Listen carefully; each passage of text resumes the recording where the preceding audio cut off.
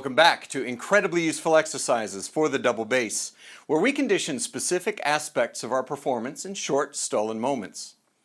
Earlier this year, I did a 4-part detailed series on each part of the frame. The frame is what we do before and after we play. We create a space that brings our mind, heart, and body fully to our work and ensures that each playtime begins and ends with gratitude, purpose, space, listening, balance, and beauty. The frame has 4 parts: affirmations, silence, centering, and tonalization.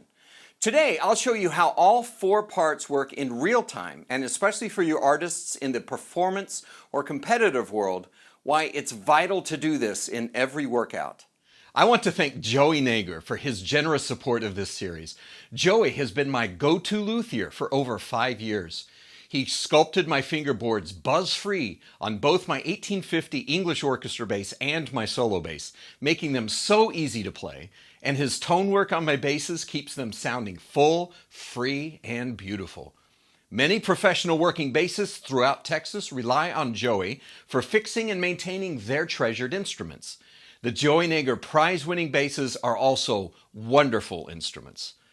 Please visit Joey's website listed below, and if you happen to be in the Houston area, pay him a visit to play his basses and to see how he can improve the playability and tone of your instrument. The purpose of practice is to create skills and habits that we can rely on in performance. To develop these habits, we exercise hand strength, muscle memory, coordination, stamina, musical control, and expression, and trust that it'll help in the performance. But what we need to consider, and this is unexpected for most young or inexperienced musicians, is that once you walk into the hall, every solo performance, concert, and critical event like an audition or competition has 3 parts: preparation, performance, and recovery. Performance is what we all work on and look forward to. But if you've never faced that long, empty stretch of time when you're just standing around waiting to perform with no process to rely on, it can be a terrifying time for you and your brain. And if you don't have a way to deal with it, it can ruin all of your practice. This waiting period is called preparation, when it's just you and your brain in the moments before you perform. Preparation attacks you with fear, anticipation, self-doubt, and unfocused self-encouragement. In recovery after the performance, there's a strong catharsis with empty feelings, some depression as the cortisol burns off, and self-criticism of everything that went wrong. The frame equips you with a process that steers the preparation and recovery in a positive direction, just like it does in everyday practice. When our practice routine reflects performance routines, we create a powerful psychological tool that combats nerves and stage fright, and that tool is called flow. Flow happens when your motivated passion and behaviors saturate your work, study, and play. For instance, when I was in school, I studied Mozart in history and theory classes. I also studied Mozart's excerpts in my lessons. When I was at home, I listened to Mozart's music and discussed it with my friends and community leaders in town. And then I played Mozart in college and regional orchestras. This is flow. Mozart's work was reflected in my study, work, and play, so playing Mozart was always relevant and 3-dimensional. An example of a broken flow would be a bassist who plays trumpet as a hobby and then goes to school to take bass lessons and then goes to their job as a computer programmer. There's a dissonance between their work, play, and study. The flow's broken, and the student's goals and study are now working against each other. It's not impossible to succeed, it's just complicated.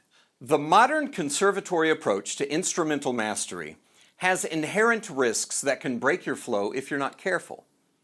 Students practice in solitary confinement in a practice room, with the rare studio class performance. If students don't balance practice with mindfulness and play, we train our brain and muscles to perform only in an environment of safety and solitude.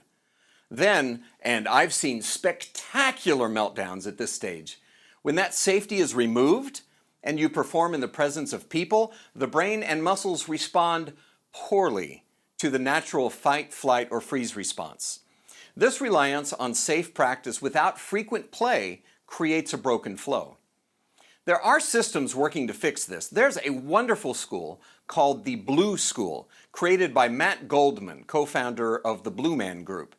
His vision increases the cross-curricular flow of teaching. He calls it dynamic learning. And it's about developing a flow between each student's classes, where each teacher has the same approach to creative problem solving. So now each student doesn't have to readjust their methods, expectations, habits, or mastery style between classes. It's a wonderful concept. So how do we balance the conservatory bias? Well, most importantly, play in public as often as you can. Second, frame your practice. Create a routine that works for the mind when you find yourself in a stressful situation. If you haven't practiced the frame, then when you're preparing for a performance, you'll find yourself frantically trying to come up with procedures on the spot to deal with nerves and the rush of adrenaline and cortisol rushing through your body, and to find ways to quiet your brain. If you know the frame, then you have a routine that gives you a fighting chance with no guesswork. Today, I'll demonstrate the frame as I use it at the beginning of practice and during preparation before I perform. I end my workouts with silence and affirmations just as I end the recovery part of my performances. I need to walk away from every performance with a quiet mind and a heart full of gratitude, regardless of how it went, good or bad. I'll start with affirmations, then silence, centering, and tonalization. You'll see me go straight through them with no pause. Once this becomes a habit for you, you'll be able to do them throughout your day, and they'll become part of your flow. Before I play, I plan my recovery strategy because once I start, I don't let any mistake or fatigue stop me, just like in live performance. My goal in the frame is to bring my mind, heart, and body undisturbed to the present moment. Since my focus is mental, the only mistake I can make is to get distracted. If this happens, I'll recognize it, acknowledge it, and allow my mind to wander back to the task at hand without judgment, like a cowboy steering a lost calf back to the herd. Let's review the main goals of each step. Affirmations fill my spirit with gratitude, the mother of all virtues. In silence, I observe my breathing without controlling it. I hear sounds without identifying them, and I acknowledge my emotions without judging them. In centering, I exercise the sequence that I use to monitor, recognize, and release stress in my body. And in tonalization, I connect with nature by observing and replicating the properties of a naturally vibrating string. Ready? Here we go. Music unites people and can save the world. Music enriches my life. I'm grateful for my family. I'm grateful for my teachers. I'm grateful for my friends. I'm grateful to be surrounded by inspiring artists who challenge me.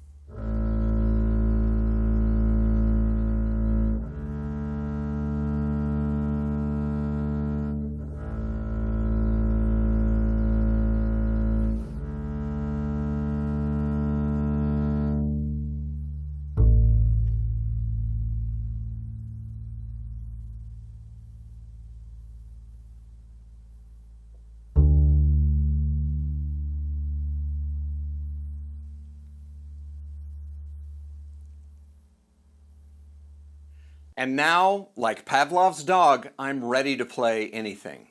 My hands are tingling, my mind, body, and heart are centered, and I want to play. It's a good place to be. When I'm playing operas, this is always the first part of my warm-up.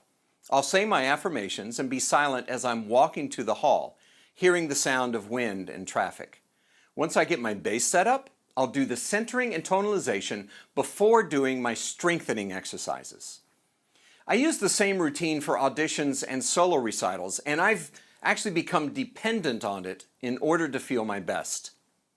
And the most important thing to know about this is that your brain responds to this habit just like muscles respond to exercise. The more you meditate, the more you center, the more time you spend in silence for mental and spiritual balance, and the more you do the frame, you'll find yourself able to center, quiet your mind, and bring yourself undistracted into the present moment in a matter of seconds, under any situation. Do it often, make it a habit, and see for yourself. Thank you very much for joining me today. I hope you find the frame as useful for your performance as it has been for mine. I present this in the way that I've used and benefited from it. I never intend to say that it's the only way to practice or approach mindfulness or preparation. You can adapt these ideas to your style of curiosity, conditioning, playing, or teaching. Practice this and all exercises in this series in short, stolen moments, or incorporate them into your regular conditioning routine. Like and subscribe if you'd like to see more content like this, and leave any questions, comments, observations, success stories, or suggestions below. Please check out the Incredibly Useful Exercises series of workout books, available in paperback and ebook on the Amazon site in your country. I look forward to you joining me next time. Thank you, and be well, friends.